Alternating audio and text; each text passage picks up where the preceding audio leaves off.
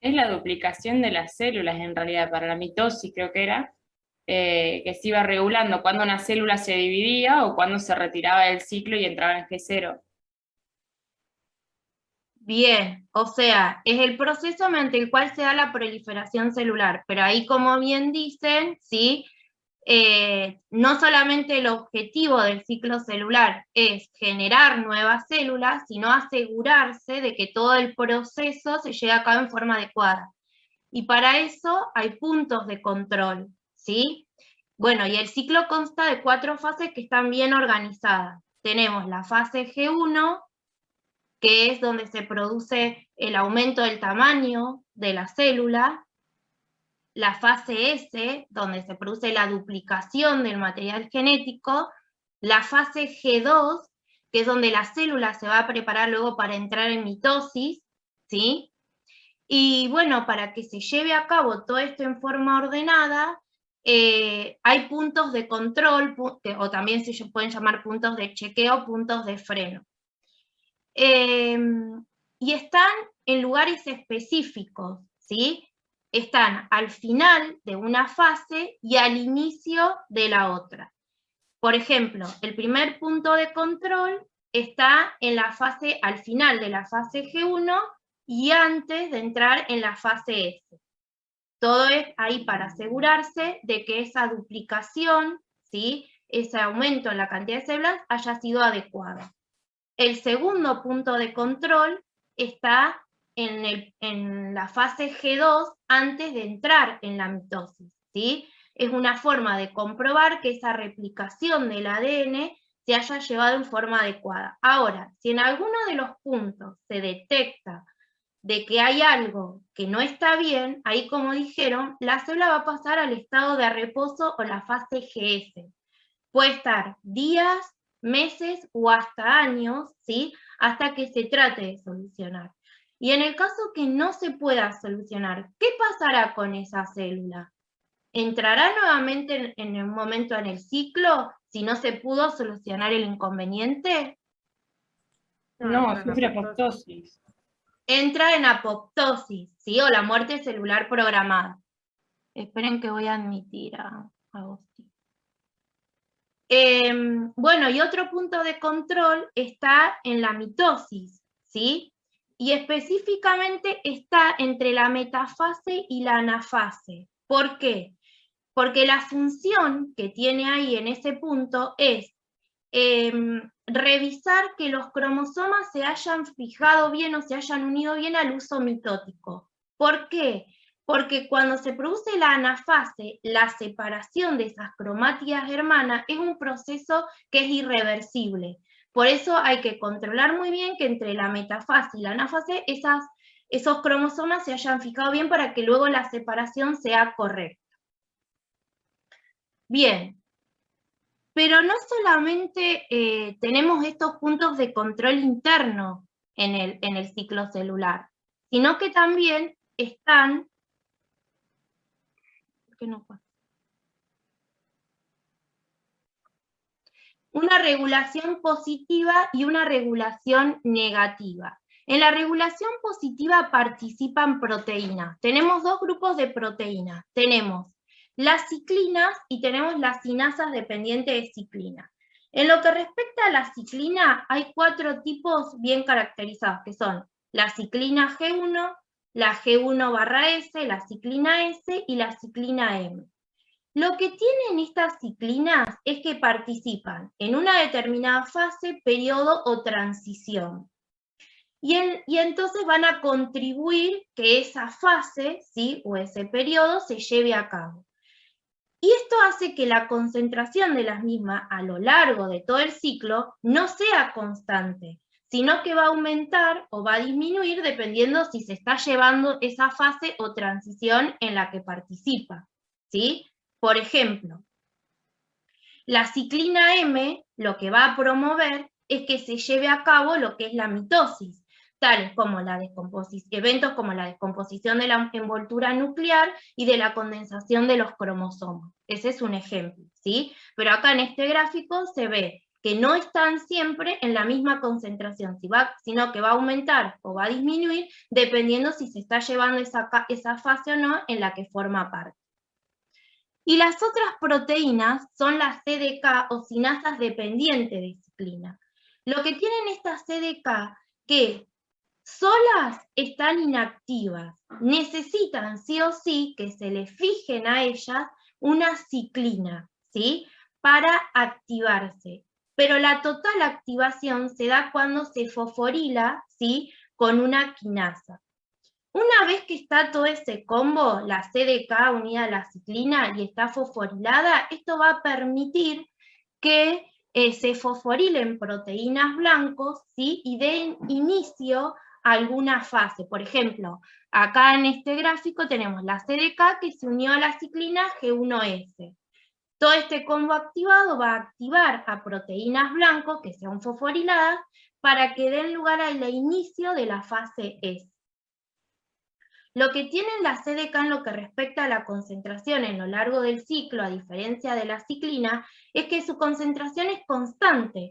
Lo que pasa es que van a estar activas e inactivas dependiendo si la ciclina esa forma parte de esa fase o no. ¿Sí? ¿Cómo vamos hasta acá?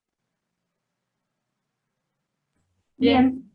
Y bueno, entonces esta se fosforila y fosforila a otras proteínas para ahí dar inicio a una fase. Exactamente, ¿sí? Acá en este gráfico tienen una que está inactiva, fíjense que está solita, y entonces las proteínas blancas no se pueden fosforilar y no van a poder dar lugar acá les da el ejemplo de la fase S, pero cuando viene la ciclina G1, se une a la CDK, la activa, y ahí da lugar a la fosforilación de esas proteínas blancas que intervienen en esta fase, ¿sí? Lo que tiene en respecto a concentración es que esta CDK siempre es constante la concentración. Lo que pasa es que su actividad va a variar si la ciclina que se une a ella está presente o no, ¿sí? Y bueno, o sea que si no se fosforilan no van a hacer su función, digamos. Exactamente, exactamente. No van a poder participar en esa fase si no están fosforiladas y no está unida la ciclina. Dependen sí o sí, para activarse, dependen de la ciclina que se una, y ahí se activan. Una vez que pasa esa fase, la ciclina se desprende y volvemos a la CDK inactiva. ¿Sí? Después vendrá otra ciclina, puede ser la ciclina M, se vuelve a unir a la CDK y ahí se vuelve a activar, ¿sí? Pero si está solita, está inactiva. Estas dos proteínas participan en lo que es la regulación positiva. ¿Por qué? Porque lo que promueven es el avance del ciclo de pasar de una fase a otra, ¿sí? Entonces, recuerden, tenemos la regulación por esos puntos de control que están al final de una fase y al inicio de otra, y tenemos esta regulación positiva que va a favorecer todo el ciclo, ¿sí? El pasaje de una fase a otra, que son la ciclina y las cinasas dependientes de ciclina, ¿sí? Estas dos proteínas. Pero también hay una regulación negativa, ¿sí? Que va a cortar o se va a frenar ese ciclo cuando se detecte alguna anomalía. ¿Y cuáles son esas proteínas que participan en esa regulación negativa? Tenemos la proteína del retinoblastoma, P53 y P21. ¿Ustedes se acuerdan en qué participa, cuál es el accionar que tiene P53? Si no me equivoco, es la que va a mandar a la célula a apoptosis cuando detecta algo erróneo o algo así. Bien. O remodelación antes. ¿Y se acuerdan, o sea, qué es lo que va a detectar específicamente en esa célula de que no está bien? Alteraciones en el ADN. Alteraciones en el ADN, exactamente, ¿sí? O sea, actúa la P53 cuando se detecta que el ADN está dañado, ¿está? Entonces, lo que va a hacer ahí, como decíamos al principio, va a frenar, ¿sí? ¿Y cuándo va a detectar eso? Cuando la célula está pasando por el punto de control de G1. Antes de pasar, ¿por qué lo va a detectar o está ahí muy atento P53 cuando la célula está en la fase G1? Cuando está por pasar ahí por ese punto de control, ¿qué les parece? Y porque antes de eso es cuando, o sea, la fase que sigue es cuando se va a duplicar el ADN. Tal cual. Vamos a Entonces duplicar tiene, algo que está mal. exacto, y tiene que detectar ahí, tiene que estar muy atento ahí en ese punto de control para evitar que ese DNA dañado luego se duplique, ¿sí? Entonces, va a actuar ahí, ahora lo va a sacar esas células, ¿sí? Van a traer, va a haber enzimas que van a tratar de reparar ese ADN. En el caso de que no se pueda reparar, bueno, la célula iba a entrar en apoptosis. Ahora, pero P53 no trabaja solo. A medida que aumentan los niveles de P53, también aumentan los niveles, ¿sí? Y P21 lo que hace es obligar a detener ese ciclo, ¿sí? Al unirse, fíjense, al complejo de CDK ciclina cuando está pasando por ese punto de control entre G1 y S, para tratar de reparar todo ese daño detectado, ¿sí? Ahora, cuando esa célula está más expuesta a ese estrés, se van a acumular niveles más elevados de P53 y P21, lo que hace que sea menos probable que la célula pueda pasar de G1 a la fase S. Y bueno, y ahí va a terminar entrando en apoptosis. ¿Sí? Bien, y después tenemos la proteína del retinoblastoma. Esta proteína del retinoblastoma tiene su influencia sobre otras proteínas reguladoras positivas que son las que participan en el crecimiento celular, en monitorear el tamaño de la célula, ¿sí? ¿Alguien sabe algo de esta proteína del retinoblastoma? ¿O sabe algo? Yo lo que sabía de esa proteína era como que favorecía la proliferación celular, o sea, la entrada al ciclo. Exactamente, exactamente. Y lo que hace, bueno, es monitorear todo ese tamaño de la célula.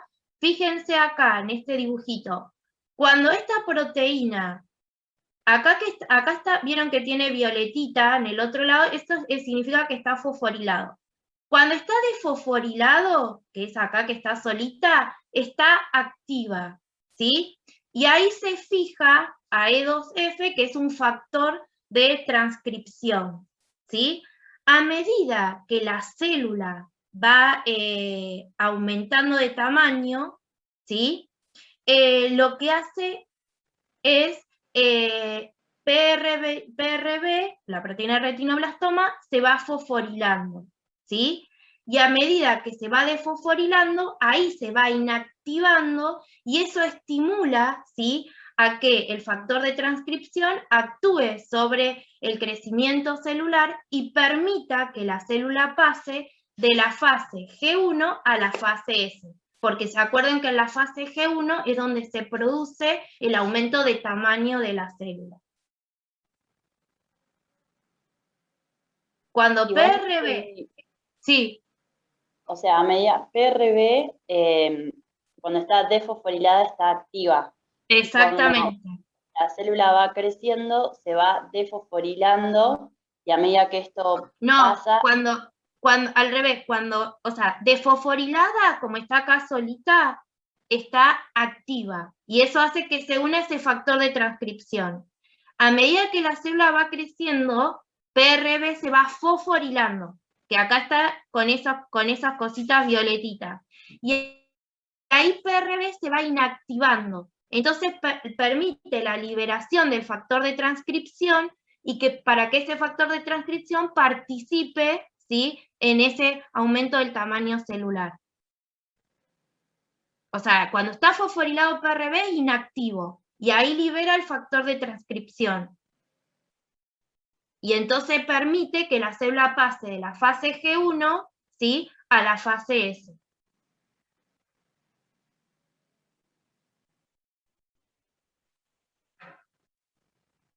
¿Sí, Julieta? Sí, perdón, estaba escribiendo. Bien, ahora Ah, sí. no, pero, o sea, está, ahí entendiste. Sí, ahí va. Fíjate, acá cuando está fosforilado lo liberó. ¿Ves que lo largó al factor de transcripción? Cuando está con estas cositas lilitas, que está fosforilado, el factor de transcripción lo liberó. Entonces eso termina de estimular que la célula termine de crecer y pueda pasar a la otra fase. Sí, joya, ¿Sí? gracias. Bueno, entonces, recuerden, para que todo se lleve a cabo y esté bien controlado, tenemos los puntos de control o puntos de freno, de chequeo, y hay una regulación positiva y hay una regulación negativa, ¿sí? Del ciclo. Pero ahora yo les pregunto, si el ciclo está tan controlado, y hay muchas cosas más, esto yo les hago una introducción para que ustedes recuerden, ¿sí? Pero hay muchos más puntos de control y elementos que participan en la regulación. Pero ahora yo les pregunto, si el ciclo está tan controlado, ¿por qué se producirá el cáncer? Y para ustedes, ¿qué es el cáncer? Y no es porque ocurren justamente mutaciones a nivel de esas proteínas reguladoras, por ejemplo, una mutación que inhiba el funcionamiento de P53 o una mutación que active las proteínas que estimulan la proliferación. Claro, Bien, son células que como sí, que pierden el ciclo celular y se reproducen constantemente y se forma el tumor por eso. Pierde la bien. regulación, digamos. Exactamente, ¿sí? Entonces, ¿qué puede pasar entre las transformaciones o alteraciones que dan lugar a que la célula se transforme en maligna? Alteraciones en las señales de crecimiento, ¿sí? ¿Quién participa en una célula normal, ¿sí? En la proliferación celular. Tenemos el factor de crecimiento que se une al receptor que está ubicado en la membrana, ¿sí? Celular. Eso va a mandar señales al interior de la célula a través de segundos mensajeros. Llega, ¿sí? A factores de transcripción que están en el núcleo y que van a estimular la transcripción de genes que son los encargados de la proliferación celular. ¿Ustedes se acuerdan o saben cómo se llaman esos genes que están involucrados en la proliferación celular? ¿Los oncogenes? Oncogenes. Hola. Los oncogenes.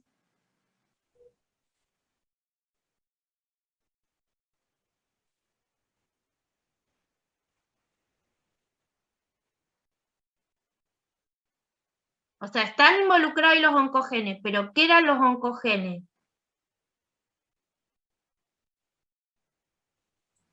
No son en realidad proto-oncogenes que cuando mutan se convierten en oncogenes porque se desregulan. Exactamente. Los genes, ¿sí? Que están encargados de la proliferación celular, que van a ser transcriptos por esos factores de transcripción, son los proto-oncogenes. Cuando esos proto-oncogenes sufren mutaciones, ¿sí? Se convierten en oncogenes, ¿sí? Y esos oncogenes lo que hacen es codificar para oncoproteínas. Pero en condiciones normales, los genes, ¿sí? Encargados de la proliferación celular son los proto-oncogenes. Ahora, ¿cómo un proto-oncogen puede convertirse o pasar a un oncogen? Bueno, una mutación puntual, una delección, ¿sí? Puede haber una amplificación, puede haber un reordenamiento, ¿sí? Que esto hace que un proto-oncogen pase a un oncogen. Entonces ya no vamos a tener una regulación en esa proliferación celular, ¿sí? O sea, que van a empezar a generarse células en forma indiscriminada, no va a ser necesario de ese factor de transcripción que se una a su receptor para estimular toda la cascada intracelular, ¿sí? Entonces, un pronto-oncogen pasa a un oncogen y eso hace que haya una alteración en las señales de crecimiento. Recuerden que esos oncogenes van a codificar para oncoproteínas, ¿sí? Las cuales son las que van a facilitar y estimular el crecimiento celular. Bueno, pero también puede haber una pérdida en la sensibilidad a las señales inhibidoras del crecimiento, ¿sí? Ahora, las proteínas que participan, ¿sí?, en las señales inhibidoras del crecimiento son producto de los genes supresores de tumores, ¿sí? Las proteínas que participan en las señales que inhiben el crecimiento son las proteínas, ¿sí?, son producto de los genes supresores de tumores, son proteínas de los genes supresores de tumores. ¿Y saben ustedes cuáles son los genes supresores de tumores más conocidos? La P53. P53 y la PRB, la proteína del retinoblastoma, ¿sí? Esos son los genes supresores más conocidos, o sea, son los dos genes supresores más conocidos que codifican para estas proteínas, para P53 y para la proteína del retinoblastoma, ¿sí? Bueno, pero además de eso, ¿sí?, para que se genere esta enfermedad, no solamente va a haber alteraciones en las señales del crecimiento, en la pérdida de la sensibilidad a las señales inhibitorias de crecimiento, también se va a evadir la apoptosis, ¿sí?, va a haber una alteración en la reparación del DNA, va a haber un potencial replicativo ilimitado, una angiogénesis, ¿sí?, sostenida y una evasión y metástasis, ¿sí? Todos estos procesos tienen que ocurrir ¿para qué? Para que haya un cambio, ¿sí?, de una célula normal a una célula maligna. O sea, yo ahora les nombré nada más las dos primeras, ¿para qué? Para hacer un recordatorio de lo que eran los protooncogenes y para lo que son los genes supresores de tumores, ¿sí? Que esto es ahora lo que ustedes tienen que saber para la clase. Pero bueno, todos estos mecanismos ocurren y eso da lugar a esta enfermedad. Bueno, ¿cómo vamos hasta acá? Bien. Bien. ¿Alguna duda? Bueno, quizás lo habían visto o se recuerdan de biología celular o... El fisiopato lo vimos también. Ah, ¿lo vieron? Ah, bueno. Entonces pueden integrar lo que vieron en... ¿Vieron que específicamente todo el ciclo celular y marcadores tumorales? No, vimos algo de esto, de las proteínas, los genes supresores de tumores, oncogenes, algo de eso. No mucho. Ah, bueno. Bueno, después integran lo que vieron en fisiopato. Bueno, ahora sí entramos de lleno en lo que son los marcadores tumorales. Bueno, ahí como le dije, son células producidas por las células cancerígenas o por otras células del cuerpo, ¿sí? En respuesta a ¿qué? A la presencia de la enfermedad, o también se puede dar en otras situaciones y patologías benignas, ¿sí? Van a ser producidos tanto por las células normales como por las células tumorales. Lo que pasa es que se van a producir en mayor cantidad cuando son producidos por las células cancerígenas. Estos marcadores tumorales los podemos encontrar en sangre, orina, en materia fecal, en líquido asístico, líquido pleural, y constituyen lo que son los marcadores tumorales humorales. Pero también lo podemos encontrar en tejidos, y constituye lo que son los marcadores tumorales tisulares. Ahora, ¿cómo se van a clasificar? La mayoría de los marcadores tumorales son de naturaleza proteica, ¿sí? Y engloban una amplia variedad de sustancias, como ahí les puse ejemplos, enzimas, hormonas, antígenos oncofetales, ¿sí?, receptores, ¿sí? Esto, de acuerdo a la bibliografía que ustedes busquen, es la clasificación que les va a dar. Ahora, ¿qué tiene que tener un marcador tumoral para que sea ideal? Tiene que tener una especificidad, ¿sí? Cuando hablamos de especificidad, ¿de qué hablamos? Que tiene que tener escasos falsos positivos, una alta sensibilidad que nos dé escasos, ¿sí?, falsos negativos, tiene que ser fácil de determinar en el laboratorio, de bajo costo y tiene que tener un alto valor predictivo. ¿Qué significa? Que la probabilidad de que un paciente tenga un marcador tumoral positivo y en verdad tenga la enfermedad. Pero bueno, les voy a decir que lamentablemente no existe un marcador tumoral ideal. No existe. Entonces, eso hace que se limite, ¿sí?, la utilidad de estos biomarcadores. Pero lo que se pide, que tenga requisitos mínimos el marcador tumoral que uno elija, que tenga una relación directa con el tumor, una relación con la masa tumoral, resulte fácil y económico de poder determinar en el laboratorio, y además que indiquen el tipo, dónde está localizado y el estadio, ¿sí?, de ese tumor. En la práctica diaria, lamentablemente, los marcadores tumorales tienen poca especificidad. ¿Por qué? Porque se pueden expresar o se pueden encontrar en distintos tipos de tumores, ¿sí? Y además también ante situaciones benignas. Y además son poco sensibles, y más en los estadios iniciales de la enfermedad, ¿sí? Ahora, algo súper importante que tienen que tener en cuenta, que la utilización de un marcador tumoral va a apoyar, ¿sí?, la existencia de la enfermedad, la existencia de un cáncer. Pero ninguno de los marcadores tumorales que se elijan, ¿sí?, por sí solo, sin que esté acompañado de alguna prueba histológica, de alguna biopsia, ¿sí?, se puede utilizar como un diagnóstico definitivo. Siempre tiene que estar acompañado, ¿sí?, de un estudio o de una prueba histológica para terminar de dar el diagnóstico final, ¿tá? O de alguna imagen, pero por sí solo no te da el diagnóstico. No se puede utilizar, por eso, por la poca especificidad que tiene, ¿sí? Bueno, ahora, ¿cuál es la utilidad clínica que tienen estos marcadores tumorales? Screening. Cuando hablamos de screening, ¿qué queremos decir? ¿Qué estamos diciendo? Suelen ser pruebas de alta sensibilidad. O sea, Sí, ¿y qué pretendemos nosotros haciendo screening? Detectar la mayor cantidad de enfermos posibles. Y además, Y descartar a las negativas.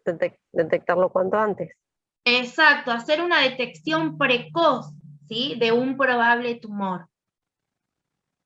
Ahora, cuando hablamos de diagnóstico, ¿vieron? Por ejemplo, cuando hablamos de screening, ¿se acuerdan de algún marcador tumoral que se use de screening?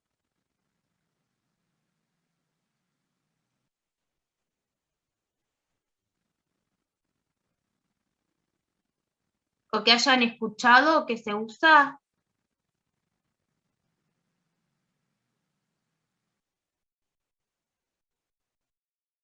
Beta-2 microglobulinas, enzimas. Sí, pero por ahí no, o sea, sí, pero no es tan... Se usa, pero no es tan popular. Algo que es más popular y que se pide. Como que ya está incorporado, que a una determinada edad, o situación personal, se pide esa determinación.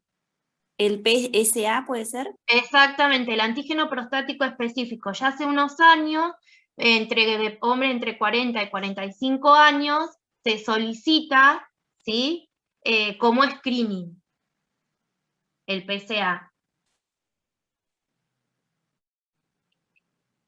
Bueno, en lo que respecta al diagnóstico, ¿qué esperamos?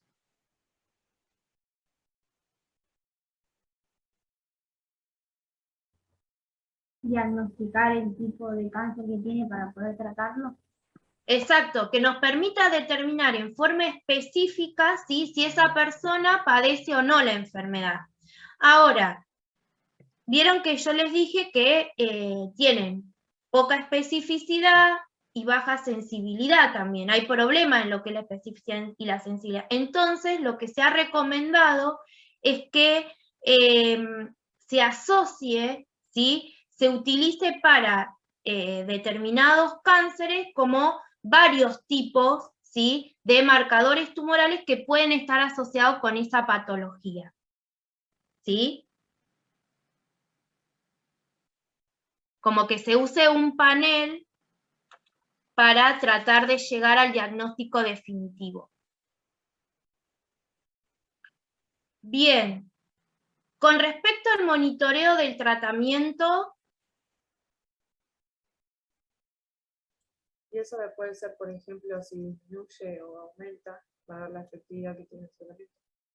exactamente, o sea, lo que nosotros queremos ver, ¿sí?, es si el paciente está respondiendo a ese tratamiento, si no sufre alguna recidiva, ¿sí? Y lo que sí hay que tener en cuenta es que se pueden producir aumentos inespecíficos en ese marcador tumoral debido a procesos inflamatorios o a otras situaciones particulares del paciente. Por eso es muy importante siempre controlar, ¿sí?, la pendiente de los valores seriados, porque ese paciente se va haciendo controles. Entonces, evaluar cómo es la pendiente de esos valores seriados, ¿sí?, por estos aumentos inespecíficos.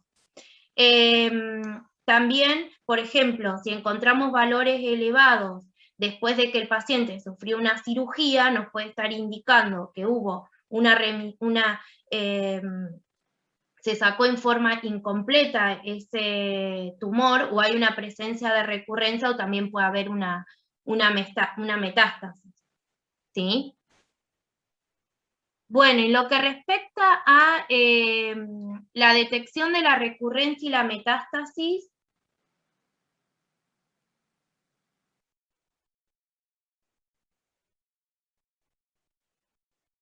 ¿qué les parece? ¿Cómo tendrá que ser en lo que respecta a especificidad y sensibilidad, cómo tendrá que ser ese marcador para nosotros poder hacer una detección precoz si hay una recurrencia de la enfermedad?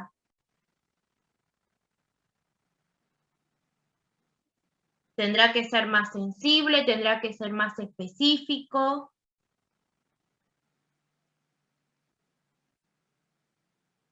Yo quiero detectar en forma precoz, lo antes posible, si hay una recurrencia.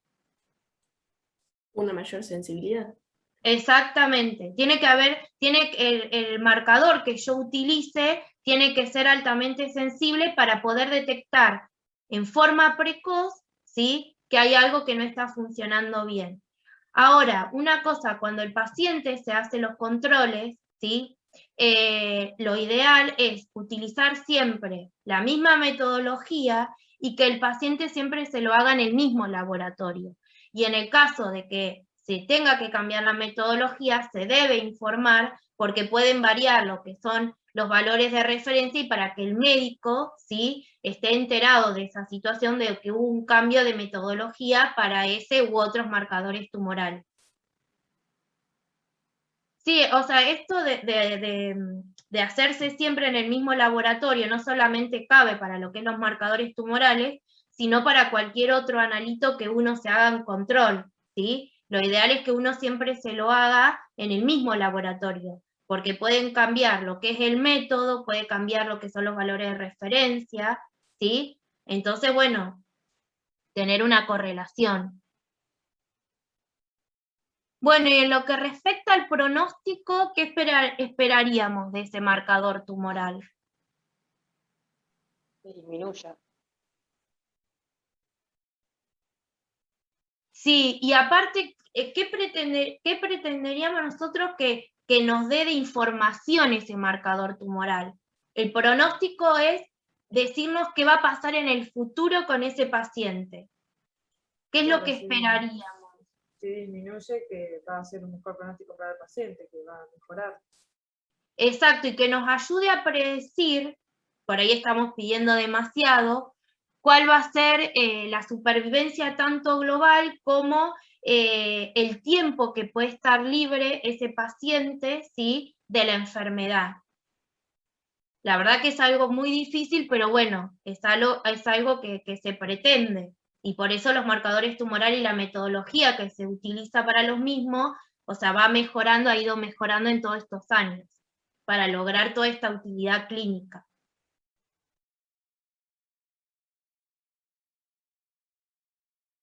¿Alguna duda?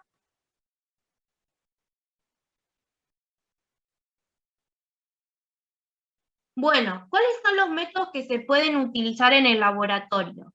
Bueno, tenemos los métodos analíticos, las cromatografías, enzimoensayo, electroforesis, espectrometría de masas, RIA. Dentro de los inmunológicos, ELISA, el inmunohistoquímico, y dentro de biología molecular tenemos microarray, FISH y NGS. Ahora, dentro de los inmunoensayos más utilizados, bueno, en los años 60 se usaba radioinmunoensayo. Entre los 70 y los 90 salieron los enzimos inmunoanálisis. Luego las tecnologías para aumentar la sensibilidad tenemos los inmunoensayos por polarización de fluorescencia y por micropartículas. Y lo último es los inmunoensayos magnéticos quimioluminiscentes, que aumentan muchísimo la sensibilidad. Pero ahora actualmente lo que se está tratando de utilizar, el tema es todo el costo económico y el personal que tiene que estar capacitado, son las técnicas ómicas, ¿sí? Lo que es la genómica, transcriptómica, la proteonómica y la metabolómica. El objetivo es crear biomarcadores que permitan identificar la presencia de este tumor lo antes posible, también determinar la eficacia del tratamiento y la probabilidad de que haya una recidiva, ¿sí? Es lo actual que se está tratando de utilizar. El tema es, bueno, es una cuestión de costos. Y algo nuevo que salió, no sé si por ahí lo habían escuchado, es la biopsia líquida. ¿Alguno escuchó sobre la biopsia líquida? No, yo no. Y si yo les digo biopsia líquida, ¿a qué lo asocian?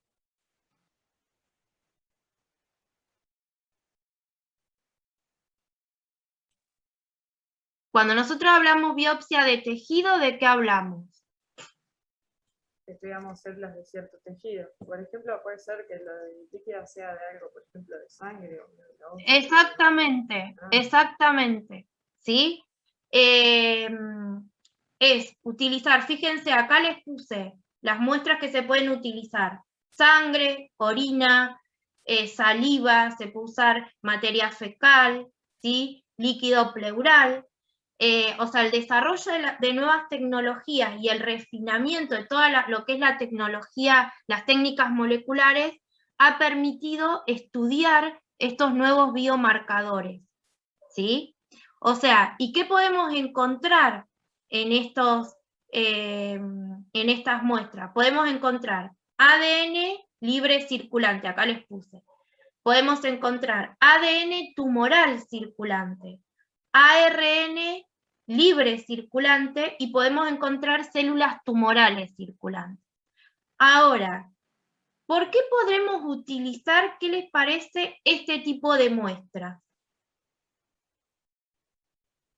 Para analizar todo esto, estos nuevos biomarcadores, ¿por qué podremos utilizar estas muestras? ¿Qué les parece?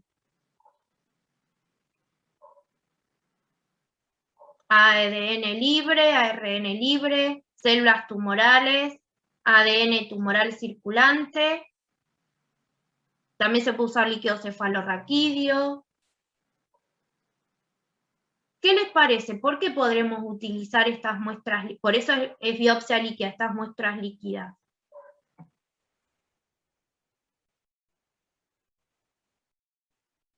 ¿Qué pasa con ese tumor? Por el proceso de metástasis que tienen. Y solamente por el proceso de metástasis, ¿qué necesita ese tumor para poder desarrollarse, para poder, y bueno, y después si se hace metástasis, ¿por qué se hará metástasis? ¿Qué les parece? ¿Por qué habrá? Vieron que ahí yo les puse dentro de las alteraciones, ¿sí? Hay evasión y metástasis. Y también les puse otra cosa antes de eso, de la evasión y metástasis. La angiogénesis, ¿Y qué es la angiogénesis? cuando se induce el crecimiento de los vasos en esa zona. Exacto, cuando se forman nuevos vasos. Y esos nuevos vasos van a permitir ¿qué? Porque ese es... Que se nutran las células. Exacto, y aparte no solamente que se nutran las células, también que estas células de ese tumor primario se puedan desprender y puedan viajar por la circulación, ¿sí? E ir a otro lado. Y ahí ese nuevo tumor, para crecer, ¿qué va a necesitar? De vasos. ¿Por qué necesita de vasos? Porque necesita nutrientes para que las células puedan desarrollarse, ¿sí? Entonces, ¿por qué se podrá utilizar estos elementos líquidos? Porque el tumor está en contacto, ¿sí? Con la sangre, con estos fluidos. Entonces puede ser una fuente directa de todos estos biomarcadores que les nombré, ¿sí?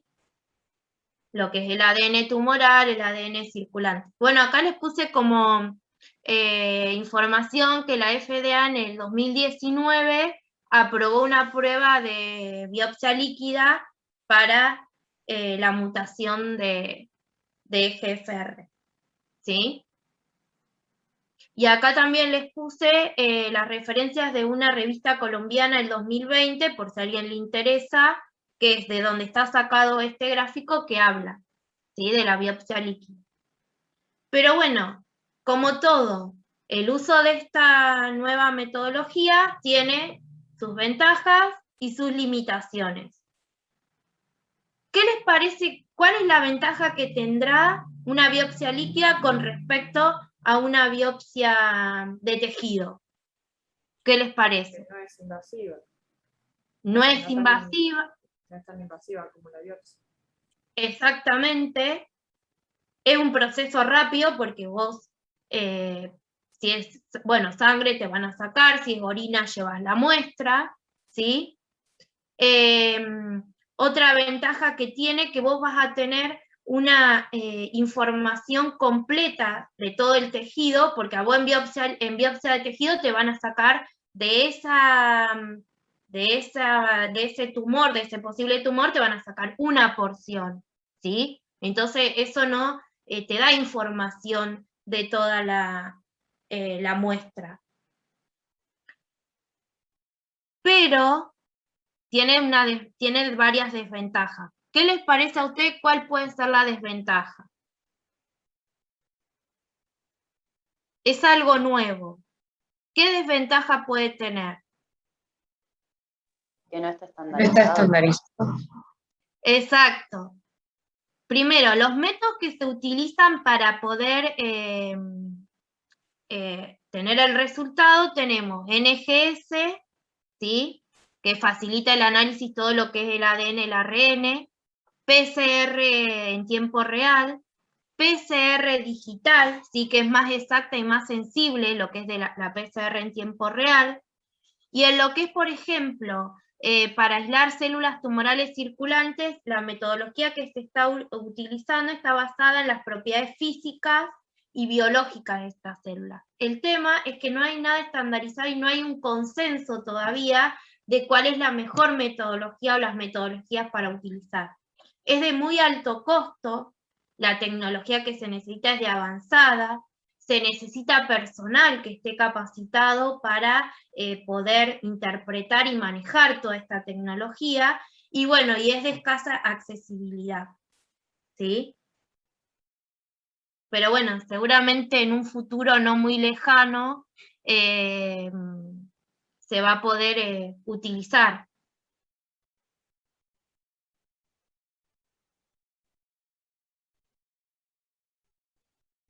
¿Habían escuchado hablar de lo que era biopsia líquida?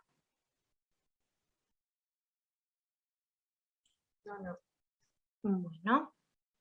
Bueno, ahora, cuando vaya el médico, vaya a elegir, ¿sí?, un marcador tumoral, lo ideal es que ese marcador que se elija esté relacionado con alguno de los procesos que hablamos, ya sea la proliferación celular, la diferenciación, con la metástasis, ¿sí? Bueno, acá yo les puse ejemplos de cuáles están relacionados con los distintos procesos y cuál es la utilidad que se le da a ese marcador, ¿sí? Esto es a modo de ejemplo.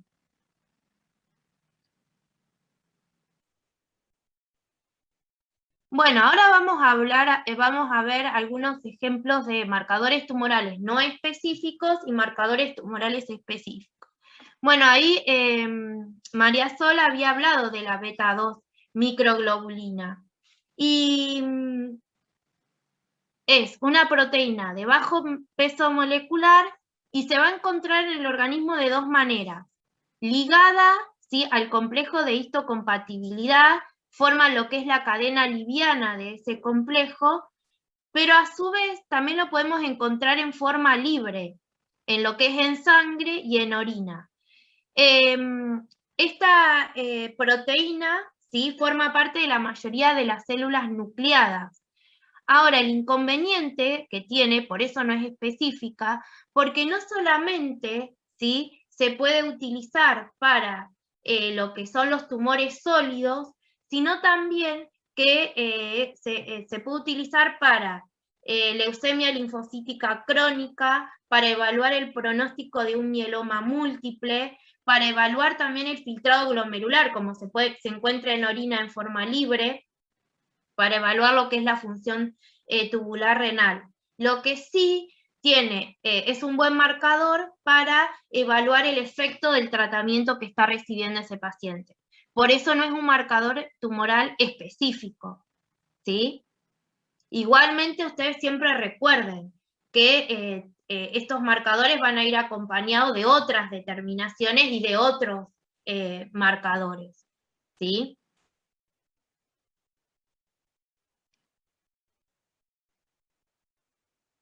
Bueno, tenemos el antígeno polipeptídico tisular.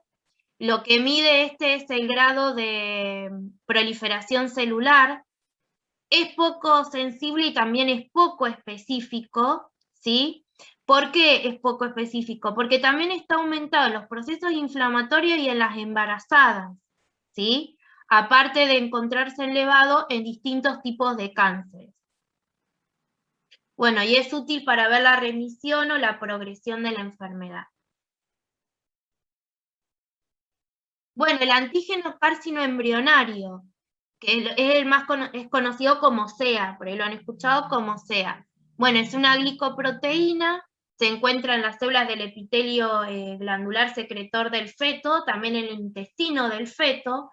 Pero ¿por qué es no específico? Porque va a estar elevado en distintos procesos benignos, como son insuficiencia renal, hipotiroidismo, enfermedades hepáticas o pulmonares. En personas sanas fumadoras también va a estar elevado, ¿sí? Bueno, y en lo que respecta a cáncer, se puede utilizar para cáncer de mama, colorectal, neoplasias epiteliales y adenocarcinomas en pulmón. Obviamente que en un proceso benigno, este marcador tumoral como otro no va a estar tan elevado, ¿sí?, como en un proceso neoplásico.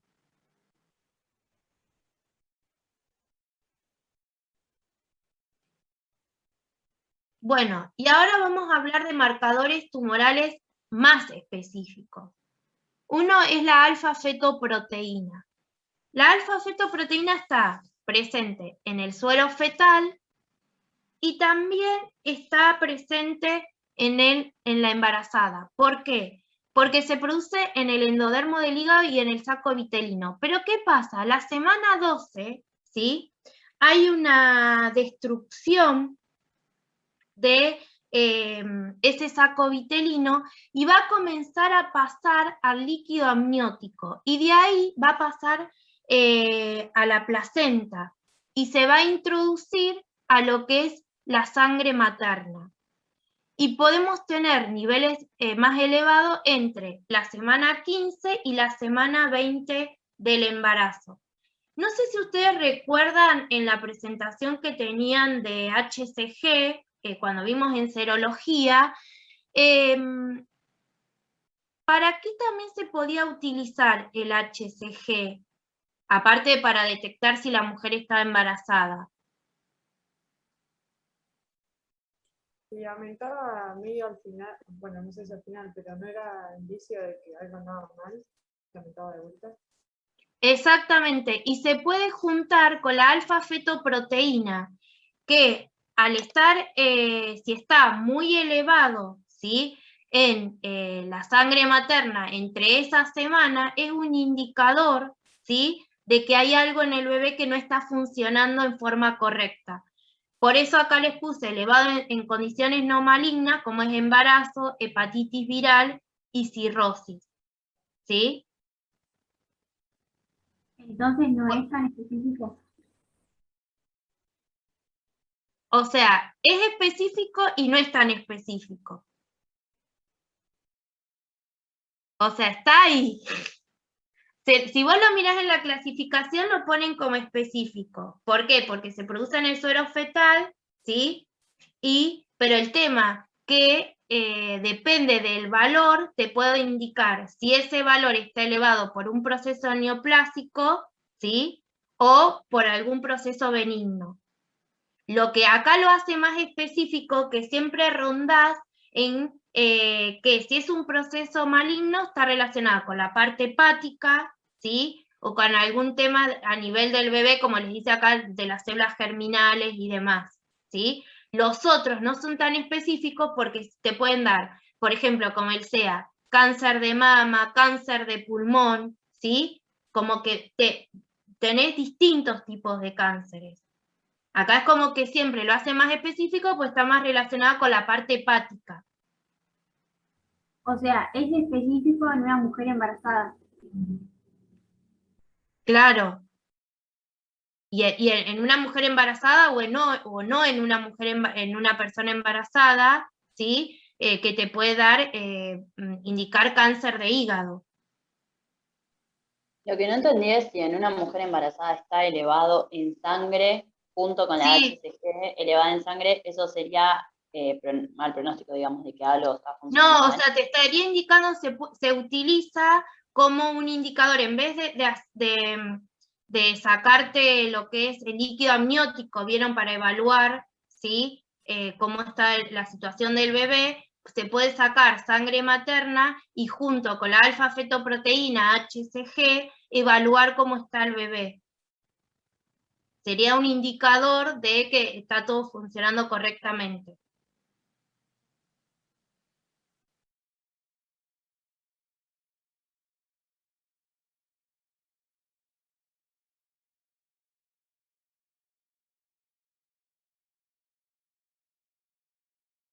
Bueno, y acá tenemos la HCG. Bueno, ustedes lo vieron en teoría con la profesora. ¿Se acuerdan cuál es la estructura del HCG?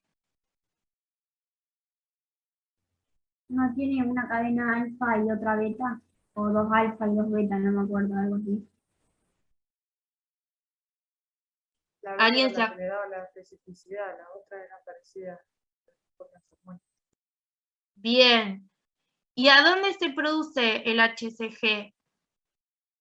Esa hormona. En las células trofoblásticas de la Sí, ahí célula. les puse un dibujito de las células trofoblásticas. ¿Sí? Mientras se está formando la placenta, ¿se acuerdan lo que les decíamos? El blastocito y todas las células que se van formando alrededor para luego dar lugar a la placenta, bueno, se llaman las células trofoblásticas. Ahí les puse el dibujito. Bueno, y HCG no solamente sirve para evaluar si la mujer está embarazada o no, ¿sí?, sino que también se puede encontrar elevado en distintas patologías malignas del ovario, y también en la parte testicular, ¿sí?, del hombre, como por ejemplo en Eso tumores habíamos visto, ¿no? Que el HCG puede estar elevado en el hombre y ahí sería eso. Exactamente. Sí, fíjense, acá les puse tumores testiculares con elementos trofoblásticos, también en pacientes con ginecomastía y tumores testiculares, así como en los chicos con pubertad precoz debido a un teratoma testicular, ¿sí? Y también en los molas, eso lo habrán visto con la profesora, que da positivo en los molas hidatiformes. ¿Qué serían los molas? ¿Se acuerdan que eran los molas hidatiformes?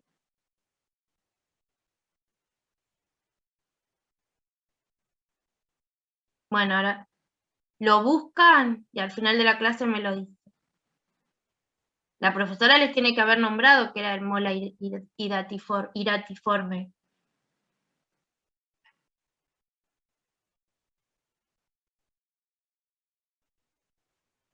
Bueno, el otro tenemos el antígeno carbohidrato 19.9, que es el conocido como 19.9, ¿sí? Bueno, ahí les puse la estructura, es un tetrasacárido, ¿sí? Que se une a la superficie de las células y juega un papel muy importante en reconocer una célula a otra. Bueno, tenemos valores elevados en enfermedades benignas como es fibrosis quística, pancreatitis aguda, pero una utilidad clínica que tiene importante es la detección del cáncer de páncreas, ¿sí? Es más específico para cáncer de páncreas, ayuda al diagnóstico y también al pronóstico, a predecir el pronóstico, pero bueno, puede estar aumentado en esas enfermedades benignas. Pero bueno, como siempre, y les he dicho, no quiere decir que, o sea, eso va a indicar los valores, si está más elevado, está más relacionado con un proceso neoplásico que con una enfermedad benigna, ¿sí? Bueno, tenemos el... Perdón. ¿qué era el mola hidatiforme? Un tumor benigno que se desarrolla en el útero a causa de un embarazo no viable. Exactamente, de un embarazo ectópico. ¿Sí?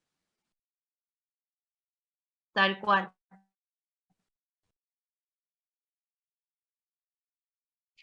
Bueno, el 15.3 es más específico para el cáncer de mama. ¿Por qué? Porque está localizado esta glicoproteína en el polo apical del epitelio, en los ductos y en los alvéolos de la glándula mamaria, ¿sí? Aunque también se puede encontrar en patologías benignas como hepatitis, endometriosis. Pero bueno, fíjense que estos últimos que les estoy hablando son más específicos para un tipo de proceso neoplásico, aunque también pueden estar aumentados en otras patologías benignas. En el caso que descartes sí. una hepatitis, sería como ya bastante más Sí. específico.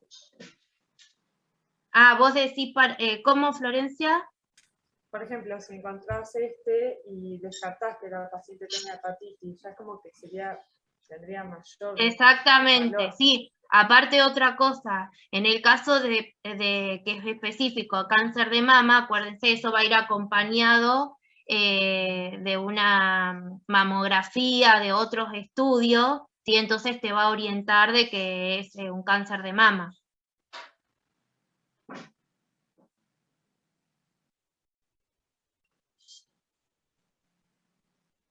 Sí, y aparte para una cosa, para una hepatitis, la verdad que no creo que te vayan a pedir un K15.3.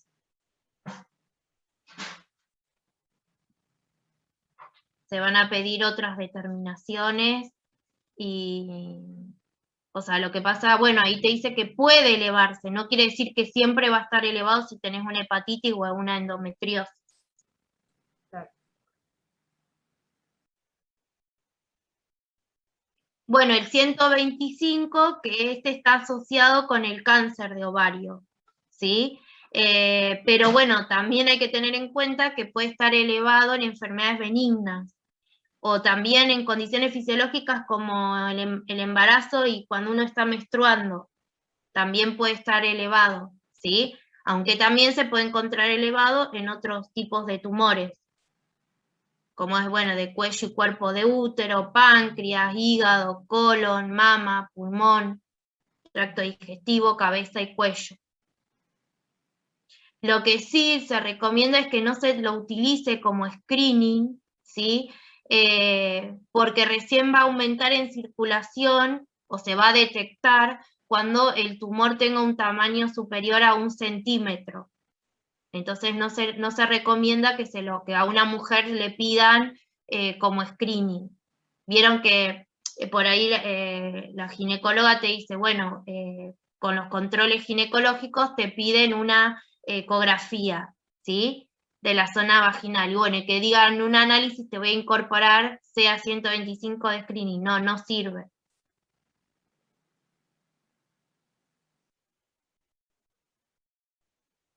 Bueno, y acá llegamos al PSA, ¿sí? Al antígeno prostático específico. ¿Dónde se forma el PSA?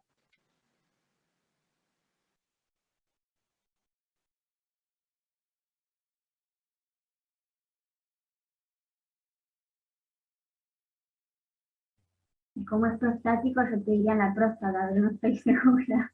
Exactamente. En las células epiteliales, ¿sí? De la glándula prostática son las que producen el PSA, que es una serina proteasa. Lo que tiene, ¿sí? Que es muy útil para el diagnóstico, para manejar y para después monitorear, ¿sí? Aquel paciente que ha sido diagnosticado con cáncer de próstata. Lo que tiene es que no es específico para cáncer. ¿Por qué? Porque también se pueden encontrar valores elevados en procesos benignos, como es una hiperplasia prostática benigna y lo que es la prostatitis, ¿sí? No quiere decir que un valor elevado sea sinónimo de cáncer de próstata. Lo que se recomienda como screening, que yo les dije que se pedía entre 40 y 45 años, se solicita en lo que son las determinaciones en el hombre, es que siempre vaya acompañado de algún ultrasonido, ¿sí? Que se pida lo que es laboratorio, pero a su vez se pida un ultrasonido. ¿En qué enfermedades benignas? Eso. ¿En qué enfermedades benignas dijiste que estaba aumentado? En lo que es la hiperplasia prostática y lo que es la prostatitis. O sea, la prostatitis sería la inflamación y la hiperplasia sería el agrandamiento de la próstata.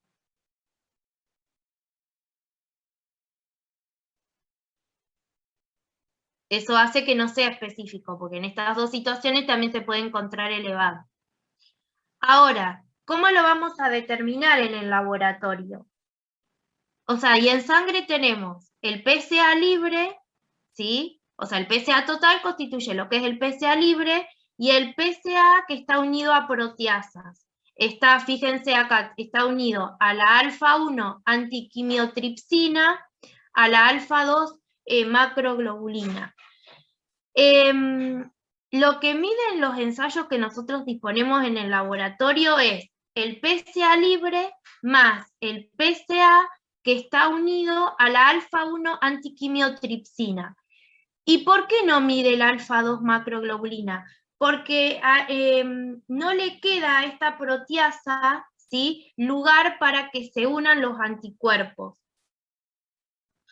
Ahora, lo importante que tenemos que tener en cuenta del método que utilicemos es que no haga diferencia, ¿sí?, entre o sea, la afinidad por el PSA libre y el PSA conjugado, que esos anticuerpos sí tengan la misma afinidad, tanto por el PSA libre que por el PSA que está conjugado. Y otra cosa muy importante es la conservación de la muestra, ¿sí? Tiene que estar muy bien conservada, ¿por qué? Porque a medida que pasa el tiempo, ese PSA libre se va a unir, ¿sí?, al PSA el alfa-2 macroglobulina. Y entonces vamos a tener un resultado falsamente disminuido, si la muestra no está bien conservada. Y en el laboratorio lo que nosotros informamos es el PSA libre que se hace el índice entre el PSA libre y el PSA total. Bueno, y acá fíjense que les da, si el valor es menor a 0,15 nanogramos por mililitro, se lo considera que es maligno. Ahora, si el valor es mayor a 0,15, es benigno. Pero hay una zona gris, que es la que yo les decía, que está entre 4 y 10 nanogramos por mililitro. ¿Sí? Pero esto acá arriba les da el PSA total. Entre 4 y 10 nanogramos, ese es el PSA total. Si da menor a 4, es benigno. Si da mayor a 10, es maligno. Ahora, si da entre un rango de 4 a 10, hay esa zona gris que hay que volver a repetir, mandar a hacer un ultrasonido, mandar a hacer algún otro marcador más específico. ¿Sí? Porque puede ser que no sea un cáncer lo que está padeciendo, sino que sea alguna de estas enfermedades benignas. ¿Quedó claro ahí esa parte? Sí, sí. ¿Sí?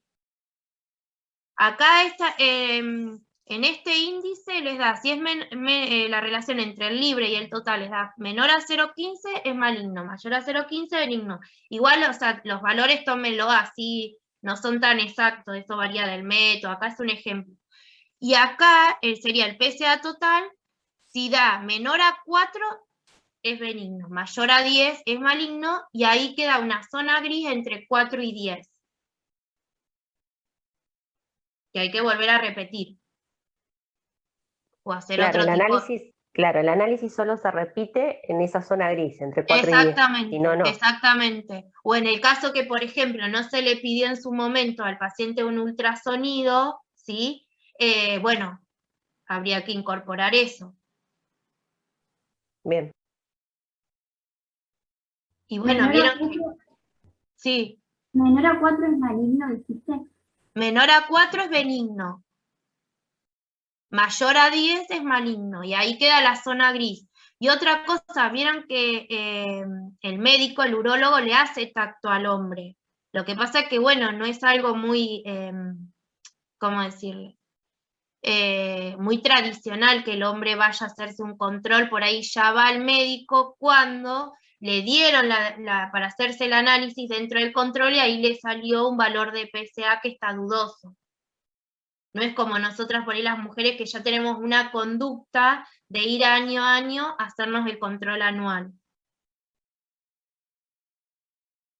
Por ahí el hombre ya va cuando pasa esto, porque primero lo que le dan es dentro de un chequeo le incorporan PSA. Si da un valor que está dudoso, bueno, ahí cuando vuelve al médico y por ahí le hacen el tacto, porque ya el médico haciéndole el tacto ya puede evaluar el tamaño de la próstata y demás.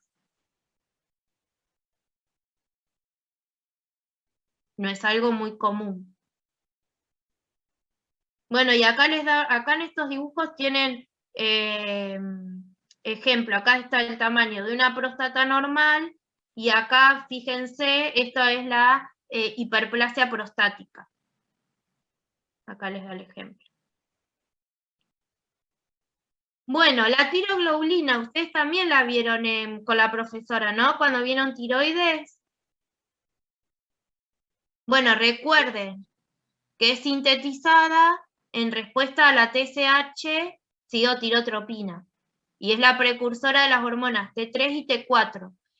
La utilidad que tiene esta glicoproteína es como marcador tumoral cuando ya está determinado el cáncer diferenciado de tiroides. ¿A qué se llama cáncer diferenciado? Cuando ya se sabe que es un cáncer folicular o es un cáncer medular de tiroides. ¿Sí?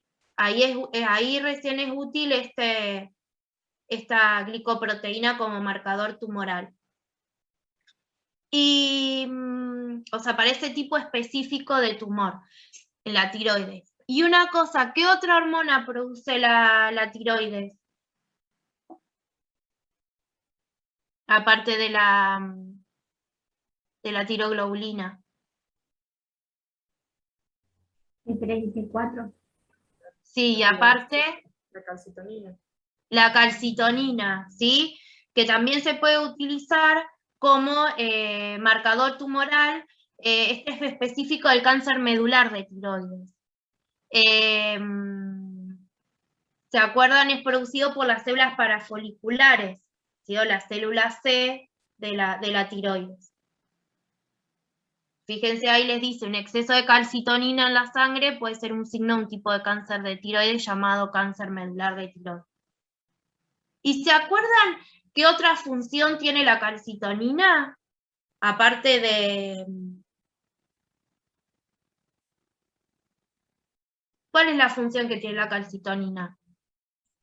Bajar el calcio. Exacto. ¿Y se acuerdan con qué otra hormona trabaja en forma conjunta para regular los niveles de calcio y fósforo? Con la La PTH. Con la PTH. Exactamente. Exactamente. Bueno, acá les puse ejemplo de los genes supresores de tumores que se pueden utilizar como marcador tumoral. Bueno, les volví a poner la definición, que son los responsables del crecimiento celular. Acá fíjense que está el BRCA2,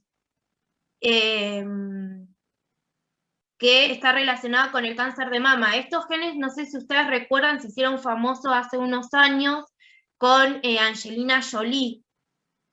Es una mutación hereditaria, ¿sí? De este gen que ella decidió que porque su mamá y creo que su tía también habían tenido cáncer de mama y se detectó que ella tenía una mutación en este gen, que decidió sacarse los pechos, las mamas. No sé si lo recuerdan. Sí, Ustedes, sí, bueno, sí, fue son muy chicas, pero conocido. bueno, como que los BRCA se hicieron conocidos porque después andaban por la tele los médicos hablando que eran los BRCA y por la decisión que había tomado Angelina Jolie, ¿sí? Pero una mutación hereditaria y ella decidió eso. Bueno, acá también tenemos una mutación del RB1, ¿sí? Que da lugar al retinoblastoma, a cáncer de pulmón. Bueno, acá algo importante, no son útiles para el diagnóstico y pronóstico, sino más bien para predecir, ¿sí? La susceptibilidad de desarrollar ese tumor. Porque ustedes recuerdan, porque haya esa mutación no es sinónimo de que uno va a desarrollar esa enfermedad. Porque acá está todo involucrado lo que es la epigenética. Bueno, acá les puse ejemplos de oncogenes, ¿sí? Y los tipos de cánceres que están relacionados con esos oncogenes. Bueno, acá les puse marcadores tumorales a modo informativo que están aprobados por la FDA.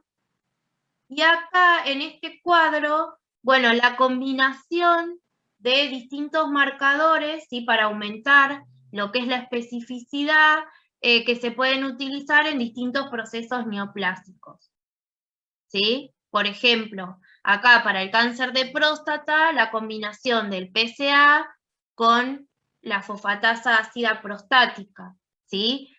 Por ejemplo, para los tumores de células germinales tenemos la LDH, la alfa-fetoproteína, la HCG, ¿sí? La combinación, lo que yo les decía, debido a los problemas que hay en lo que es la especificidad y la sensibilidad, lo que se ha recomendado para mejorar esa especificidad, combinar, ¿sí? Distintos marcadores tumorales que estén relacionados con ese tipo de cáncer.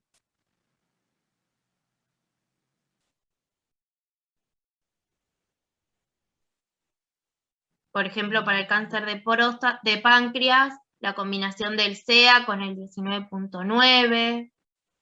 Bueno, acá fíjense, para hepatocarcinoma, acá se recomienda solamente el uso del alfa-fetoproteína, como para el carcinoma medular de tiroides, que ahí ya como que ya está estudiado, que son específicos para ese tipo de cáncer.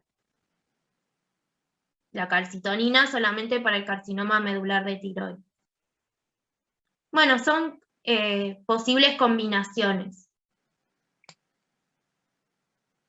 Bueno, y nada más, chicas y chicos. ¿Alguna duda?